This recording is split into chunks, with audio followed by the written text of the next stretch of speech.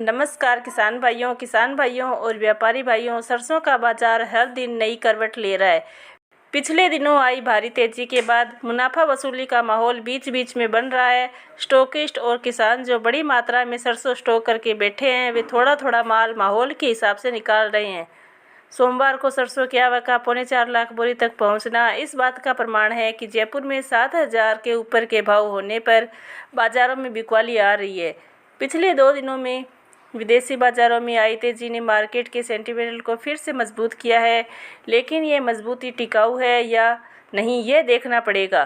सरसों की आवक 3 लाख बोरी के ऊपर बनी हुई है। आने वाले समय में यह बढ़ती है या नहीं, यह भी देखना पड़ेगा। ऐसे में सरसों को रोकना चाहिए या नहीं, इसका सही अंदाज़ा लगाने के लिए इस वीडियो में विश्लेषण करने की कोशिश की है, तो आप इस वीडियो को लास्ट तक पूरा ज़रूर देखें। किसान भाइयों, सरसों इस सीज़न में अपना नया टॉप भाव बनाएगी या नहीं, यह फ़िलहाल 2 बातों पर निर्भर कर रहा है। पहली बात तो यह है कि जिस तरह से विदेशी बाज़ारों में पाम तेल और सोया तेल के भाव बढ़ रहे हैं, अगर ये गति इसी तरह से जारी रही तो सरसों नया टॉप भाव बना सकती है। दूसरी बड़ी और सबसे महत्वपूर्ण बात यह है कि सरसों की आवक अगर 3 लाख बोरी के नीचे फिसलती है तो उस परिस्थिति में भी सरसों में नया टॉप भाव आने की संभावना है।